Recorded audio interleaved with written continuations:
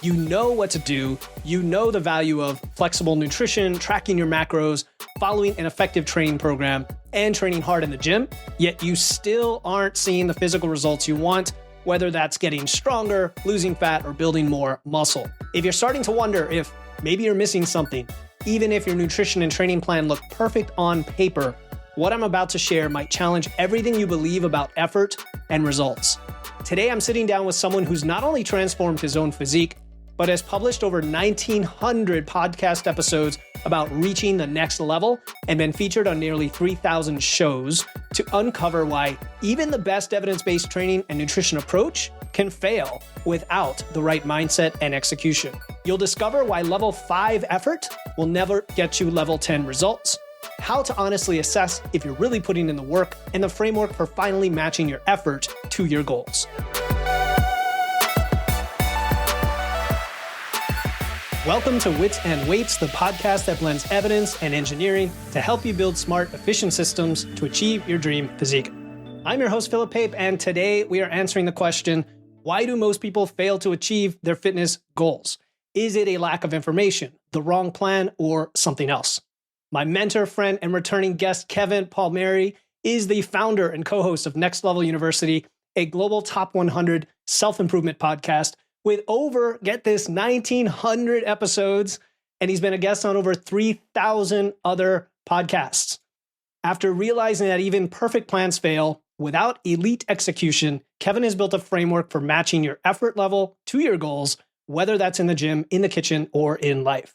Today, you'll learn that having a plan and knowing what to do isn't enough if your effort doesn't match your ambitions, how to honestly assess where you're falling short, and what's required to finally start putting in true level 10 effort with your nutrition and training. Kevin, my friend, so good we made this happen and that you are back on the show. Philip, I appreciate that wonderful introduction so very much. I hope I can live up to the reputation you have created for me. That will be the goal, but I'm excited to chat. You're a wonderful human, and any opportunity I get to chat with you is always a good time. So here we are. Yeah, we know each other really well at this point through both friendship and mentorship and coaching, podcasting, a little bit of fitness. You came on episode 54 back. We were talking 2 years, maybe over a year ago now. And with the intros, I like to set the standard for what the guest brings. So as opposed to the other way around. So you're already there, man. You're already there. All right. So I appreciate it. You're already there. Now, besides being such a great guy, I wanted you on so that we could talk about wanting level 10 results, but not being able to prioritize putting in the effort to get there. Not so much a judgment on people like not working hard enough, not enough willpower, but just the realities of life and balance and all of these things. So you host a podcast that has the phrase next level in it. And I think it's appropriate, but none of us are perfect. None of us are all at that level 10 or where we might want to be. So as a guy who has been in the bodybuilding game in the past, and you're showing off your guns right now on the video, and who also has a thriving business to run, is this something you struggle with right now? This whole thing started. Let's just cut to the chase. Let's just cut to the chase. Philip and I have a wonderful WhatsApp dialogue going on. He reached out to me one day and said, "Hey, can I ask you a question?" And I said, "Yeah, of course." And he said, "As a business owner and somebody into self-improvement and what you do, what is your biggest struggle when it comes to fitness?" And I said, honestly, the biggest struggle is understanding that I want 10 out of 10 level results, but I can't really put in level 10 effort. When I was bodybuilding, I was waking up and doing an hour of cardio, going home, eating, working out for an hour. All my life was essentially make food, eat food, work out, rest. And I was in really, really good shape and I won on stage and that's awesome, but that's not necessarily sustainable for where I am today. So I feel like I'm struggling with it less than I ever have, but I've also drastically adjusted my expectations for myself. And I've also drastically adjusted the perception of myself. And that's, I think, I'm not saying lower standards. I'm saying create more accurate understanding of standards based on circumstances, essentially. Yeah, that makes sense. There's realistic expectations come to mind. But like you said, without lowering the standards, it makes me think of a conversation I had with a friend about, is there such a thing as good enough, whether it's in fitness or any other pursuit? Like if someone generally just wants to be healthy and look decent, not get on stage like you did, what is that effort level required, and are they even achieving that? So I think we want to kind of hit on both sides of the equation for folks that are just struggling to do anything, maybe, Yeah. and want to make progress, sort of beginners, if you will, and then those who are really busy, they know what to do, they have the information, they listen to this podcast, they know all about protein and everything else, and they're like, something's not quite clicking. So where do we take it from there, Kevin? I would say if you're somebody who doesn't feel like you're doing anything and you're struggling, the one word that matters more than anything, in my opinion, is sustainability. Nothing really matters if what you're doing isn't sustainable. The best diet regimen, the best exercise regimen just doesn't matter if it's not sustainable. You can start with really good intentions and you can start with high levels of motivation, but if it's not sustainable, you won't continue it. So sustainability for me is always the most important thing. I'll be very, very honest. We grew our business a ton last year. I also was out of the gym more than I had been in the last 5 years, probably. When I was working my way back in, I went to a smaller gym that had less bodybuilders in it because for me, it was more sustainable for me to go make my mistakes and look like a weakling there. Again, my standards, my words for me, than it was at the home gym that I go to all the time. I wasn't prepared for that level of feedback yet. I just wasn't. I was essentially feeling like I was starting from zero.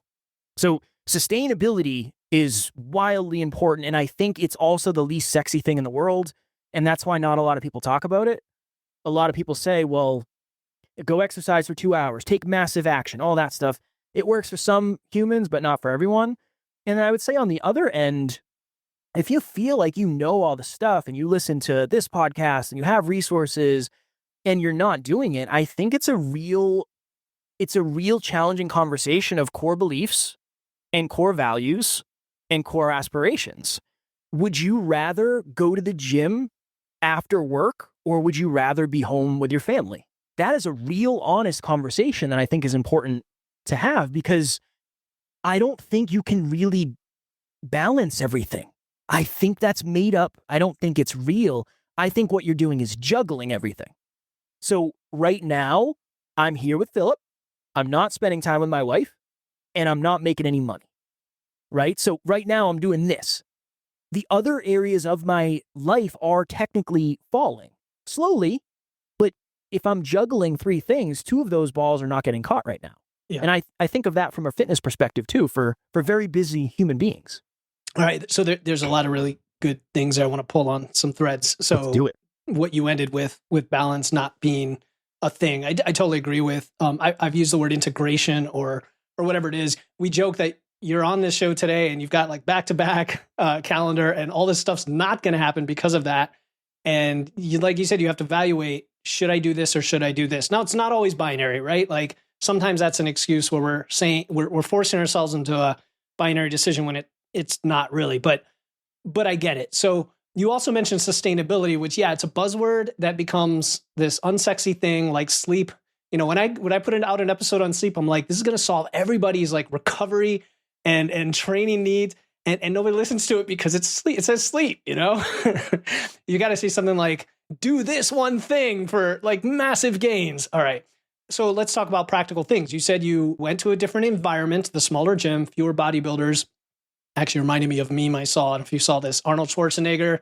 And it says like, if you're going to wear gloves to the gym, you might as well take your purse with you or something like that. But anyway, it reminded me of a discussion I just had with the founder of Boost Camp. He's on probably the episode before or after this one. I don't know. He said that they looked at data of lifters and their drop-off rates, and they found that 3 days a week had a much smaller drop-off rate than 4. And it's a great way to look at adherence and sustainability from a practical perspective is if you're trying to do that 4-day-a-week program and you just can only get in 3 days, you're going to feel so frustrated. But if you do a 2-day-a-week program, it should be easy. So let's talk about those standards then for somebody trying to just get fit. And again, you have a background in lifting. Let's target the folks that are in their 40s or 50s. They have a family, they have a business or a job, kind of like you, but they need to go through that effort. That's probably a higher level effort than you right now because you're maintaining, I think, hopefully, and they want to grow. Well, right. Because certain things get detrained. I get it. Just like you not being with your family right now is getting detrained. Where do they start?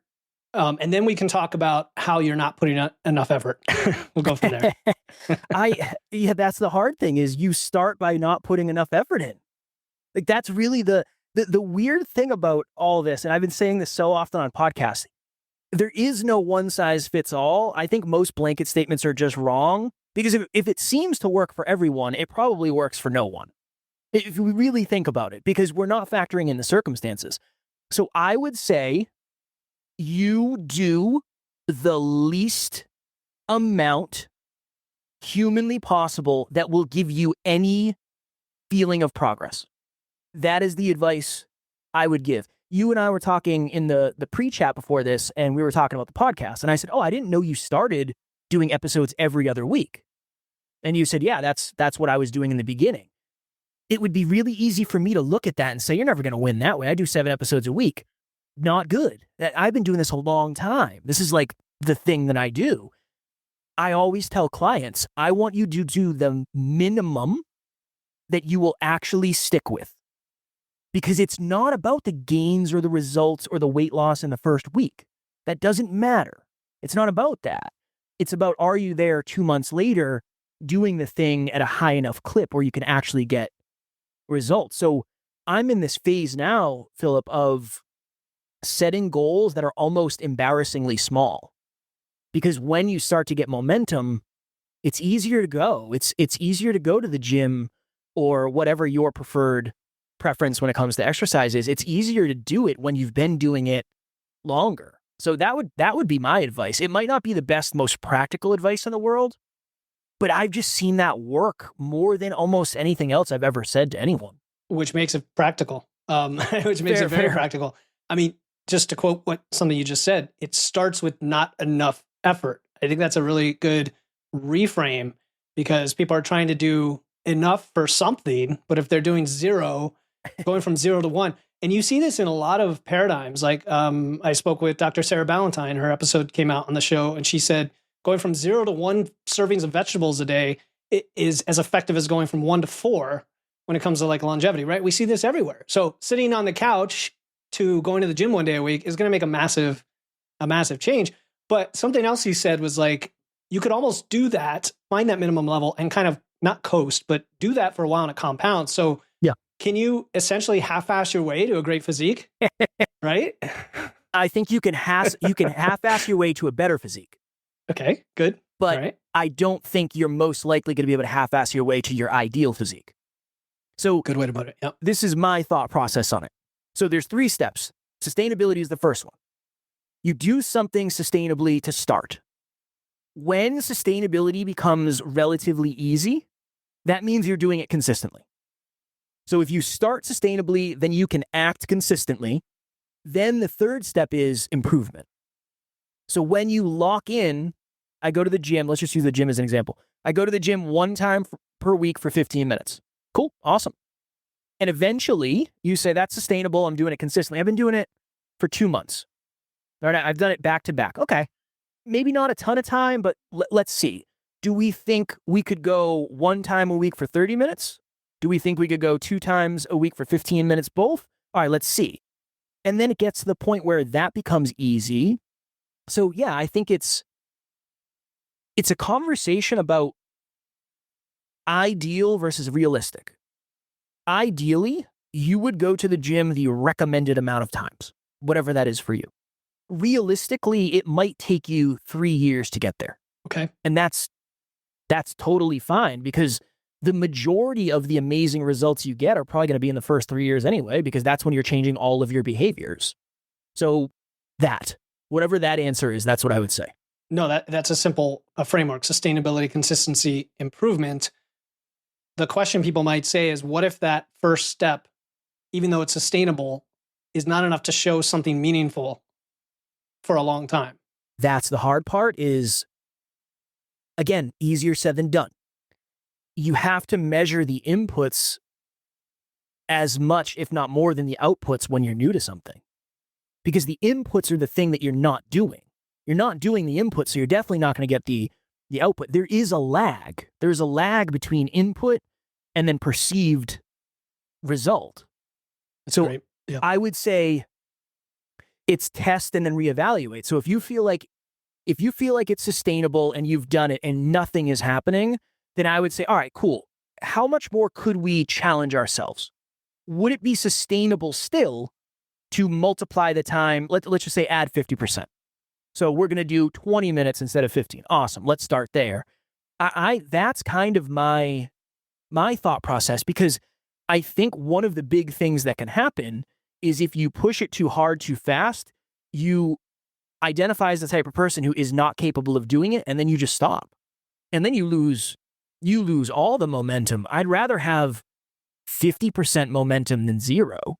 Yeah, it makes perfect sense, because the base of information that you're working from, this is where I think that is important, in that when they listen to this podcast or read the muscle and strength pyramids, or, hopefully find good, solid information, you can have at least a baseline level of confidence that the steps you're taking, measured by the inputs, like you said, because the outputs aren't going to show up for a while, right. will eventually produce those outputs.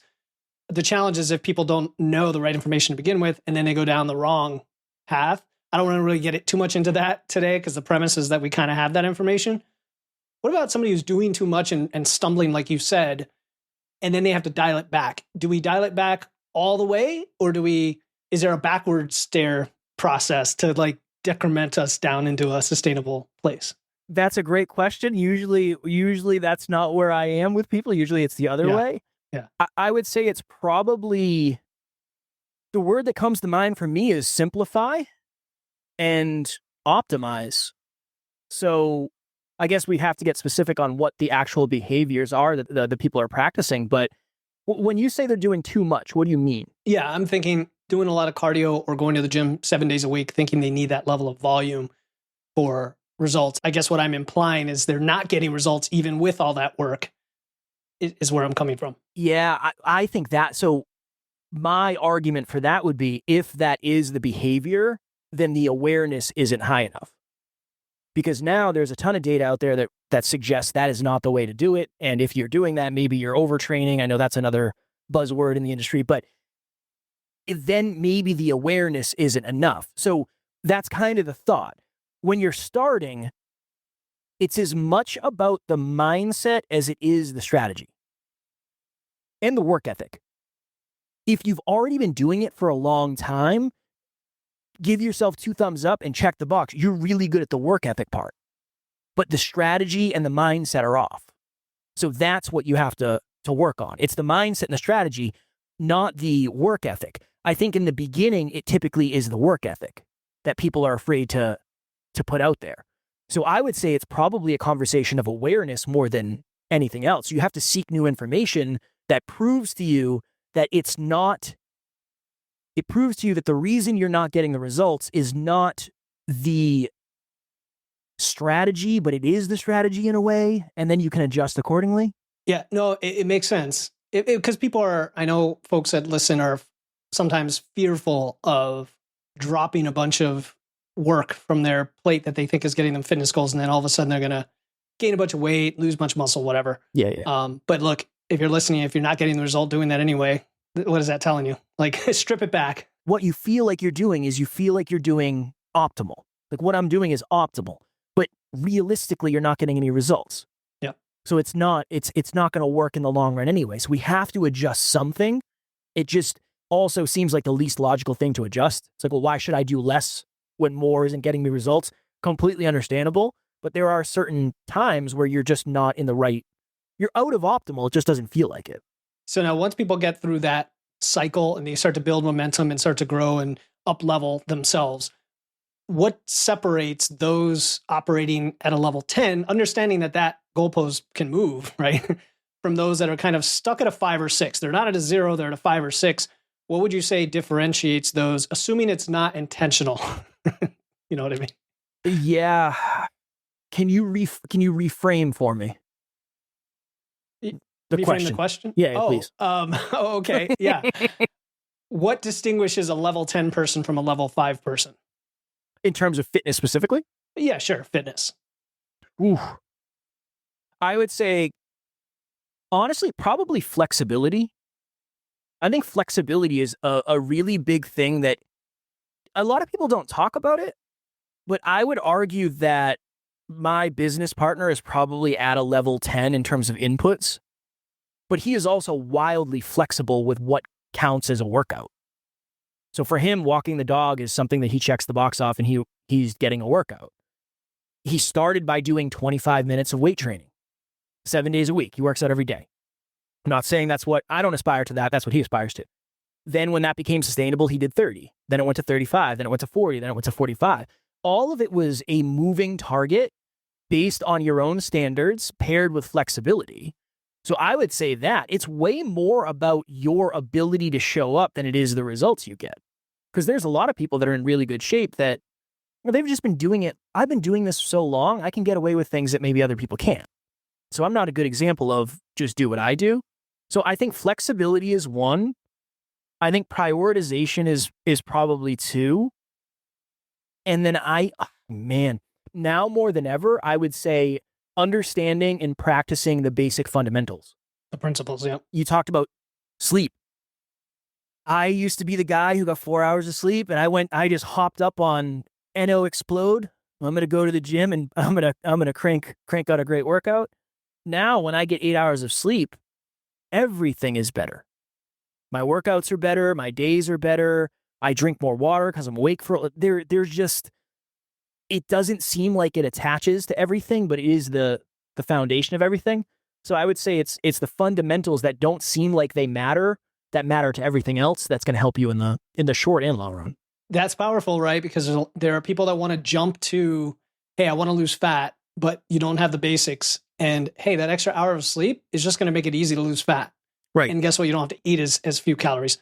Going back to the flexibility, this is a really good one because I've been thinking a lot about training. I consider myself like an intermediate lifter, if you will. And I started with programs that were very simple, basic, like boring but basic, right? Like a set of 3x5 squat type program, which a lot of people do. And I think they're great initially. They're not flexible other than maybe the amount you jump, in weight session to session. But now I'm a huge fan of periodization of base and peaking and undulation and like just really varying it up, not for its own sake, but because there's benefit to that, to your body. So I think there's a literal flexibility and there's a metaphorical flexibility we're talking about that is hugely important with fitness. So if you're listening, this is for the people that are already at level 5 trying to get to level 10. We already addressed going from 0 to 5. So it's kind of like you're periodizing your leveling, right? Start with the basics, the sustainability, and then move on to these others. Can I add real quick, Philip? Yeah, please. I think this is what I'm trying to get this to land in my own head so I can say it out loud. We had somebody on the podcast early on. Her name's Lori Harder. And she said something that I'll never forget for as long as I'm alive. She said, consistent 70% days are better than spotty 100% days. And that's essentially what I'm saying is I'm thinking more about the trend line. So if you are doing a little bit better than you were doing at this point last week, it's never going to actually be 100%. Mm-hmm. Yeah. So if you're getting closer to whatever your unique capability is, that is a win in my book. I don't aspire ever to get to that bodybuilding level again. It's never going to happen. But I do aspire to get closer and closer and closer and closer. So now it's not about me getting to optimal. It's about me getting to realistic based on the circumstances, the lifestyle, and the effort I'm willing to put in.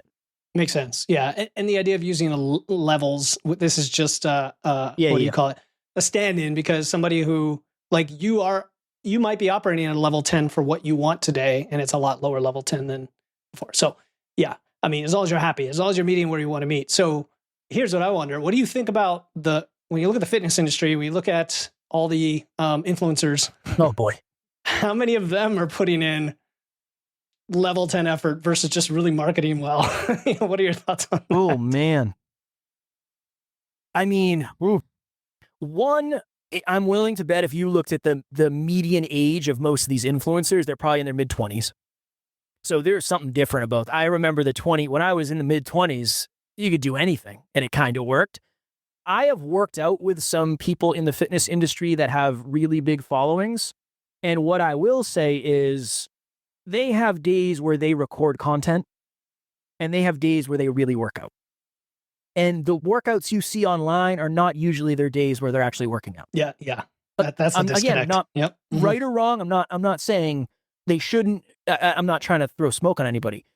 I've done workouts with people that didn't get recorded, and they were drastically different than the ones that did get recorded. So I think they're probably closer to 10 than we realize, because if it's your brand, you do it, right? If it's your brand, you live it. I probably have the privilege of consuming more self-improvement content than somebody else because it's quite literally my job. So when I was more in the fitness space, I was doing way more stuff associated with fitness. Yeah, makes sense. It was my job. I had to look good. That was kind of the thing. I have to be good at self-improvement, so I have to study it. So I would say they're probably up there. They just don't market that. Yeah, it makes sense. And it's not always a sign of a lack of ethics, because a good coach is going to coach people across a variety of programming styles and whatnot, and may follow something different on their own. Okay, we talked about sustainability. When it comes to sustainability, like, let's say you get to a level where you're training 4 days a week, you're sleeping a lot, everything else. One of the biggest challenges, like my clients face all the time, is life. Like, life gets in the way. And that's kind of going back to the prioritization thing, not just on a weekly basis, but randomly, right? Like, randomly things come up. What do we do? Like, knowing that chaos is going to happen, what's your approach to being ready for that and having that resilience or flexibility, which you kind of alluded to already? I get it out of the way early, so no matter what happens, it never goes away. It's the first exercise for me. Is the first thing I do. It is the foundation of my. Oh, okay, yeah. First time of the day. Yeah. Perfect. It's okay, awesome.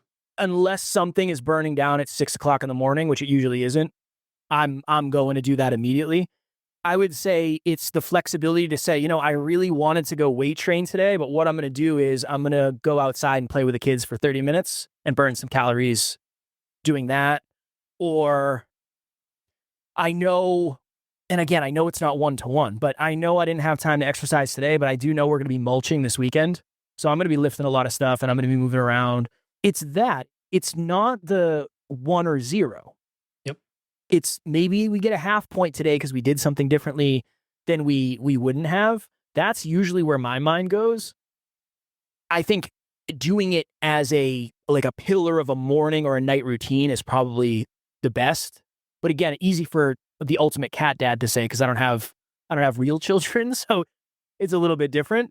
But that's what I would say. I would probably ask you that. I would probably turn the tables on you and say, well, as someone who does have a family and children, what keeps you consistent? Yeah, it's funny. The working out in the morning thing, actually, I've been talking about a lot lately, including with regards to sleep, because it can improve your sleep to work out in the morning. Yeah, I'd like to say just prioritize the 1 or 2 things you have to do, that you are going to do, that is sacrosanct for you in your week.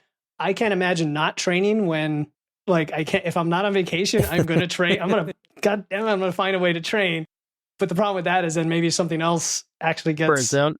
Right. Yeah. So I guess the right answer that I would say is it's going to depend on the person, their schedule, their lifestyle, their, like you said, circumstances, and what works for you. I think it's often an excuse, and so there's reframing involved. But we also have to meet people where they're at. Like, if you have a night shift job where you get 5 hours of sleep, I'm not going to be the 20-year-old influencer. It's like, well, you need 8. You just need 8 hours. Like, find it. And there's literally no way they're going to do it unless they change their job. And I'm not in here trying to, change economic policy and get you a new job. Yeah. So, right. So you got to work around it. And you know what? You could get by on less sleep if that's what you had to do, but you better eat a lot more food, hardly be dieting. And you better work out maybe 2 or 3 days a week rather than 5, because you need more. You know what I mean? So you have to make all those trade-offs. Yeah. That's the hard thing is there is a trade-off. So maybe you talk to your partner and you say, hey, I know things were a little haywire today. Is there any way I can sneak away for 30 minutes? I want to try to get a quick lift in or whatever it is. I think that's a really big piece of it too, is just having honest conversations with the people around you. If somebody understands how much something means to you, they're going to try to help you find a way to get that need met. Now, that can't always be it. If the kids are throwing up or whatever, some days you're probably going to have to miss it. But I think that's the hard thing is, to your point, sometimes that's going to be the truth. Your circumstances yes, we can overcome and work through circumstances, but not always. Sometimes circumstances dictate our reality. And I'm never going to be one of those people who says, well, you know what? So you don't have any money or you don't have anywhere to live. It doesn't matter. Go sell this and eventually you'll have a penthouse. Yeah, no, that's not the way I like to talk about it. Some days the circumstances will win. I think we just have to be honest and do our best to try to make sure the circumstances don't win sequentially. Yep. Because that's when things get off. So just because today went off the rails, it doesn't mean tomorrow we can't try to have a more aligned, specific, intentional day. You alluded to something really powerful there, and that's communication. And I don't want to let that one go, because don't take this the wrong way. You're a lot like my wife in that you are like an empath in a way. And I've heard you and Alan talk about this on your show, the different personality traits and strengths and whatnot. You seem emotionally connected to people in a way not a lot of folks are, and maybe you've developed that. But especially when it comes to men, men often have difficulty being vulnerable and sharing. And that's something I've worked on myself, because I like to say that I'm kind of cold and calm and collected about things, which can be a strength when I'm like receiving as a vessel someone else is venting, like it just brushes off me. But it could be a downside when I don't respond or act like I'm listening, right? So communication could be the thing you're missing if you're listening to this, when everything seems to not be working with that balance. And it could just be someone else is kind of either holding you back intentionally or not. It could be a roommate who's sabotaging your eating patterns by putting candy on the counter or something simple like that. You just have to talk to them. Well, easier said than done, right? It's a skill. But you talk about it all the time on your show, because you cover much more than fitness. And I think it's worth people to be aware of that, right? It's not just these strategic things. No, there's really essentially what we're talking about is we're talking about identifying and adjusting resistance. That's all it really is. And environment, and you used that word earlier before I brought it up, environment does create resistance. And one of the reasons environments create resistance is because of the people in the environment. So the last thing you're going to want to do is, I'll give this as an example. My wife and I have a practice where if something is coming up and there is a conflict, maybe I have a podcast scheduled or I'm supposed to do something, I'll say on a scale of 0 to 10, how important is this to you? If it's a 10, I reschedule whatever I have going on. If it's a 5, we have a conversation. And I say, look, for me, the thing that I'm doing is like a 9.5. Is that okay? She said, yeah, absolutely. That's something you could do with fitness. Oh, I know, babe, I know we're supposed to have date night tonight. Is there any way that we can do it 40 minutes later so I can get a quick workout in? That's a completely different day. So flexibility not only falls on you, it also falls on the people around you if they're willing to partake in the things that you value. But that's why I go back to the core values and the core beliefs. Core value for me is fitness. It is a core freaking value. I love it. A core belief for me is I am a better man when I'm in better shape. I'm more fulfilled. I have more self-trust. I just am. I have more to give. I have more to pour from. I believe that if I go to the gym, I'll be a better partner. So that's all in my head anytime I'm making the decisions or asking for grace when I need it, which I do often. Yeah, I agree. And as you develop these relationships over time in that way, you start to become kind of a mind reader with some of this stuff. So it's funny you mentioned with your wife.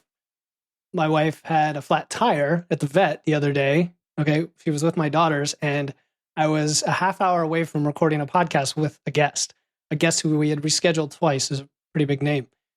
And going through my head is, what do I do? Right? Do I drop everything to fix the flat? Do I tell her just wait for an hour and a half, which, that's not the answer? Or was there a middle ground? There was a middle ground. She understood. She's like, why don't you just come pick us up, bring us back home? Because it was 10 minutes away, fortunately. We did that, left the car. Later on, she drove me. I fixed the flat. No big deal. Yeah. But again, you're right. You have to communicate. So that's important. It is. It's very important. Yeah. I want to address kind of the other extreme of this, which is you alluded to your bodybuilding experience in the past and getting on stage. Like, what's the uncomfortable truth that people have to know for something like that? Getting shredded, whatever, even if they don't want to go on stage, but they want this quote unquote extreme level of fitness that most people, they don't want to hear it. They don't want to know it, but they need to know it because you've been through there, and they need to reconcile with that so that maybe that's not the goal that they really want, or maybe it is. It is the only goal. Okay. If you want to get show ready, stage ready, and you want to have a chance at winning, So this is something I always say too. I think one of the most dangerous things in the world is seeing somebody on stage that, and I'm putting this in quotes for those just listening, that doesn't look like they belong on stage, when in reality, they lost 150 pounds to have the confidence to step on stage. Good for you. That's potentially a different story. But if you're going on stage with the intentions of winning, for me, I traded in everything else. I traded in, my mental health went absolutely down the can. I already had some mental health stuff, so it wasn't just that. My relationship was terrible, and I had a super supportive partner, but I just had nothing to give. I was anxious all the time. I was a control freak because I had to know, when can I get my next meal? Is there a microwave there? People didn't like me very much because we went to weddings and I brought my meals.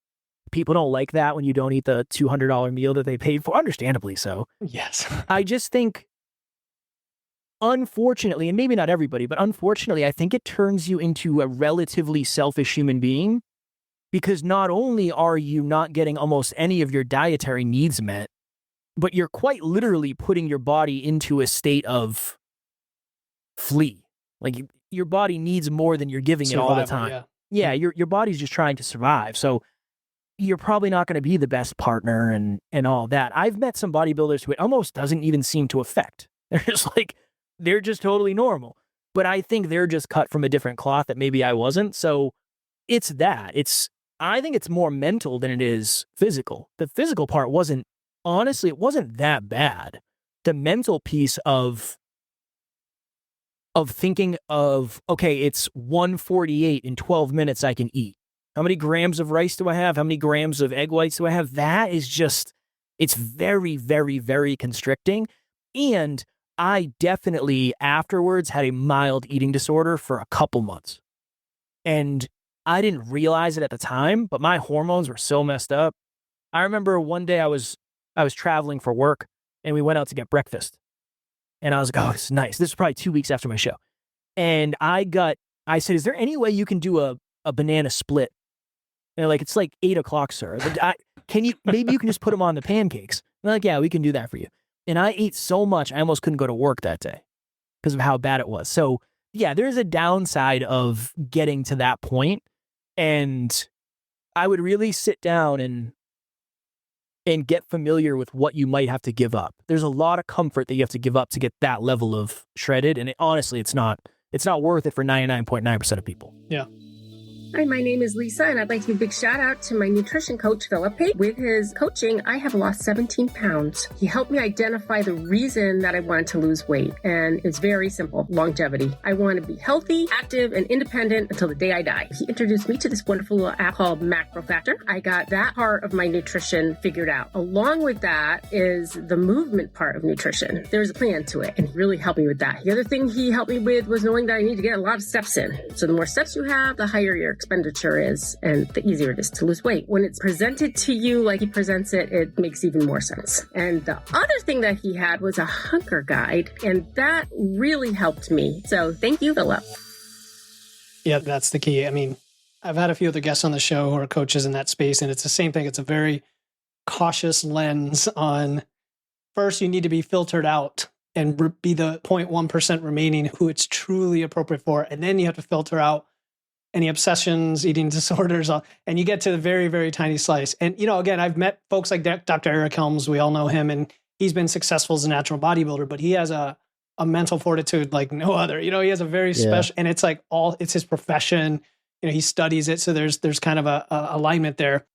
Yeah, I think it's important for people to know that, because even what I've seen from clients and myself, and you've probably experienced this, is even a mild level of dieting and trying to get lean starts to pressure you toward that direction just a bit. And you got to question why you're doing this. Yeah. You really have to question, because you can get to a plenty good enough physique well above that point without having to push it. Yeah. It's super important. I mean, I just went back to a bulking phase because I'm like, I'm done. Like this dieting thing, I never super enjoy it. It works. You know how to do it. It's mental. Like you said, it's all mental. The body doesn't want to be there. Do you struggle with bulking? Do I struggle with bulking? Yeah. Do you? Why? Because I'm a skinny guy. No. I mean, mentally, do you struggle with it mentally? Yeah. No, I love bulking. Do you? Have you found that side? I don't like it. You don't like it. Okay. No, Tell me more about that. This might come off as arrogant. I don't mean it in that way. Mm-hmm, mm-hmm. I was always the guy who had abs. Mm-hmm. Like even in high school, I was telling my wife this the other day. I said in high school on the baseball forums, people were accusing me of steroids in high school. And I didn't know what the hell I was doing when I was exercising. I had no clue. I have really good genetics. So I've kind of always had abs. And for me, abs equal successful. That's what everybody's going for. So there's that piece of me right now who I'm bulking. I was 182 today. And as I creep towards 185 at 5'6", 5'5", depending on the day, I start to look more and more like a meatball. And there's a piece of me that doesn't like that very much when I'm used to being shredded and vascular and all that. So I understand both. Yeah, Alan, my business partner, 6'2", tall and lanky, his words, not mine. He doesn't like being lean because for him, it reminds him of when he was tall and lanky. It's very interesting. It's very interesting because, yeah, these thoughts go through my head all the time. And again, anybody following a plan to change their body composition has to wrestle with both sides of the equation. I actually thought you were originally talking about the discomfort of the food side of things, but you're talking about getting fluffy. I actually did a whole podcast episode, like why I'm getting fluffy before I get jacked or something like that, like a while back, laying it out there because you're right. You have to embrace the other positives about getting bigger, and forget that abs are even a measure. Yeah. They're not, because the abs are gone pretty quickly. And it's not about now, it's about next year. Yeah. It's like what you're doing right now is not about right now. It's about next year when you do whatever you decide to do. That's what I keep telling myself. I don't just go lift heavy and eat food and stay high on protein and build muscle. And then when you diet down, which you do every year, you'll look better. It just doesn't feel like it yet. Yeah. There's different standards of look, of course. And also if you're in a relationship or what your goals are in life. Like I'm not trying to chase girls or anything. I've got my wife loves me, whatever I look like. And some women like bigger guys too. But, two more thoughts come to mind on that. One is that when you look at bigger guys like powerlifters, I'll say modern day powerlifters, not classic powerlifters who really packed on the weight. There's this thought that if you can really pack on that muscle and train at that level for a long time and not even worry about cutting, you can vastly change your body composition and just be this bigger, leaner guy and then cut down to a much higher weight and have abs, right? But you're the big, stocky, bulky with muscle type of guy. It takes time though. It takes a good 3 to 6 years, probably at least, of solid training to get there. The other thing is, just recently, the bulking recommendations were updated based on the science, like 3 new studies that came out that show that we can put on a lot more lean tissue than we thought at an aggressive rate of bulking. So you're going to have a bunch of people dreamer bulking now who maybe go too aggressive and then they experience what you're talking about. I'm trying to do like a quarter pound a week. Quarter pound a week, which is definitely on the lean end. Yeah. I'm trying to do it relative. And again, I know my body very well. Right, there's a lot of stuff that goes into it. I respond really well to just a little bit of extra food. Yep. Because I'm so used to being in a deficit. I never bulked before. I think I bulked one time in my life. I didn't know what I was doing. Oh, even as a bodybuilder, you didn't go through like an off season to do that? That was the first time I ever bulked. I see. Yep.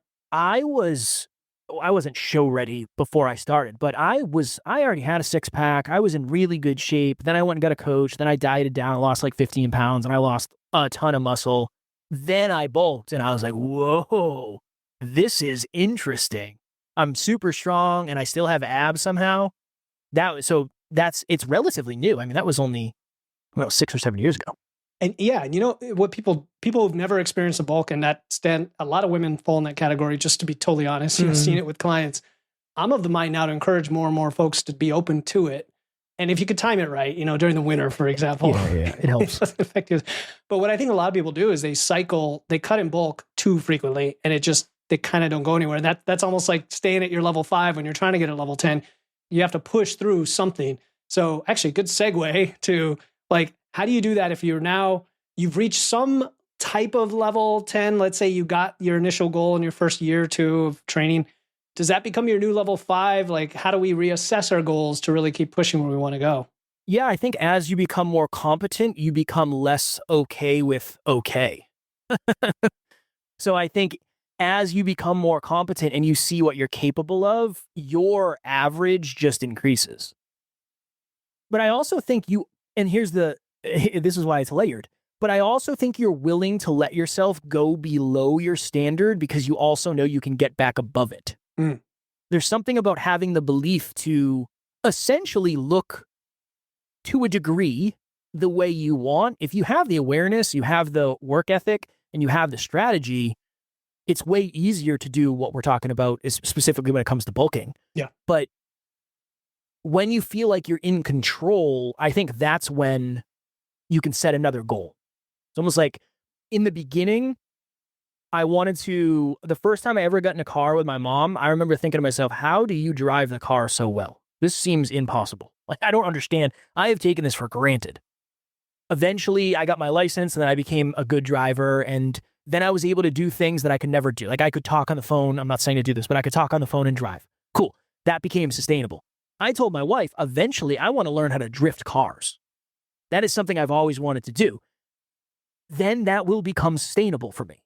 And it won't be that much of a challenge anymore. So me driving in a fast car might be boring. Again, maybe not the best example, but trying to create visualization with it. So yeah, as you become more competent, I think that you become in more control. And when you have more belief, you're able to take bigger chances. Yeah. So if you have a level 7 belief, 7 out of 10, in your own unique ability to create the physique you want, you might set a level 9 goal, which for you is, I'm going to look the best I ever have. And maybe I'm ready to do a photo shoot or something. So yeah, I think as you build belief, your ability to set goals increases because it's not as scary as it used to be. That's huge. That's huge. And you can build that belief even with a fairly sustainable level of maintenance. And where I'm going with that is when somebody learns that they can control their body composition, even if they don't lose or gain, even that's powerful because so many people feel like they have no control at all, right? Like I'm going to gain weight constantly because age and everything else. I think that's super powerful. And I'm also thinking of self-determination theory, which has 3 components: agency, right? The ability to make your own choice; relatedness, like there's community; and competence, right? And that's what you're getting at, is that confidence that if I do this input, it's going to produce this output. I've done it. So now I can go this other direction that's kind of crazy to most people, like bulking. It's exactly what I'm thinking. I'm like, I can gain 30 pounds knowing I could lose 40 if I had to. Yeah. So super powerful and liberating. I can imagine, like you said, I think for females specifically, bulking is hard because if you don't, and again, I'm not saying this is a fact, but if you don't know how you got to where you got in terms of your leanness and the way your figure is, the last thing you want to do is lose that. Because if it seems like it happened by accident, the last thing you're going to do is do something to the opposite front on purpose. Yes. So it makes total sense. I can completely understand that. Yeah, and if you could dip your toes a little bit into the fat loss side of the equation, be like, okay, I see how this works, but I don't like dieting, so we've proven it. Now let's go the other way. Of course, that happens a lot. That happens a lot. You know, my goal with every client is to convince them to stop dieting after they start dieting. It's like, look, I build respect muscle. It. I respect it, and you have far more experience and feet on the ground in that than I do, for sure. Oh man, this has been great. This has been a fun conversation, like pulling on so many threads for folks. I've enjoyed it. I learned a lot. It's been fun. So you know what's coming. My last question is just, is there a question you wish I had asked that we didn't cover today? And if so, what would your answer be? Yeah, what is the honest truth about consistency that you're afraid to share but you think would be valuable? That would be the question. So when I was messing up in the gym and I wasn't very consistent, for lack of better phrasing, I did what we call the $100 habit. I went to my wife and I gave her a $100 bill. And I said, if I don't go to the gym for 7 days in a row, I want you to rip this up in front of me. And she said, there's no way I'm going to do that. And I said, it's already done in my head. The pain of me seeing you rip up $100 in front of me is far greater than the pain of me going to the gym for the next 7 days. It worked so well. If I just had, it's a commitment device. That's what it's called. It's called a commitment device. If I always had a commitment device, I would never miss. I think we're afraid to put ourselves under that pressure, though. And I'm not saying you should necessarily, but the reason when you're doing a bodybuilding show you don't miss is because you know you're getting on stage in your undies. And you're either going to suffer now or you're going to get on stage and say, darn, I really wish this went differently. So creating some level of necessity and some level of pressure could be positive. Just make sure you're doing it in the right amount based on where you are. I knew I could go to the gym 7 times. It's 6 minutes away. I make my own schedule. Get your S together, Kev. For you, it might be 3 times. It might be 1 time. It might be, if I don't pull my workout clothes out of the basement like I've been saying I'm going to do, we don't get to go on date night this week. Something like that, right? Yep. Or if I don't get my running shoes out, I'm going to have to donate to a cause I don't believe in. That's one that works really, really, really well. So yeah, something like that is usually pretty beneficial. That's a recurring theme, actually, that I've heard from experts who talk about, motivation being driven by more commitment than anything else, some sort of commitment. And I was just thinking, like, this bulking phase I'm going through, I really want to put together a whole story and videos and show that I got from here to there and pushed all my lifts up. And it's kind of a commitment to, I've got to stick with this crazy volume on my legs that is killing me to get there. Okay. Because I know. So anyway, if you're listening, like, take what Kevin's saying and come up with a commitment device. It could be a date on the calendar that something's happening. And there's no judgment, right? I mean, it could be going to the beach and wanting to look good on the beach. It could be a wedding, photo shoot, or like you said, any day-to-day, week-to-week commitment device. So good one, man. I appreciate it very much. All right, man. So it's been a lot of fun. As always, I want people to be able to find you the best place. I know you're all over the place. I'll give them your private cell phone and they can call you in the middle of the night. But give me a call. Reality, where do you want them to reach out to? I just give out my email. My email is kevin@nextleveluniverse.com. If you have questions about anything, feel free to reach out. Anything I could do to add value, I don't know what specifically it would be because, Philip's the fitness engineer for sure. But you want to talk about podcasting or mindset or habits, whatever. I'm happy. I'm always a message away. I'd love to chat. Kevin's modest. He undersells himself, but I'll sell him for you guys. He's a great guy. He's a kind person too, a very good person, and I genuinely mean that. So great to know you. Great to have you on here. I'm so glad we did this. Thanks for coming on. I appreciate you having me. You're wonderful, and anything I can do to add value, I'm always down. Talk soon, buddy.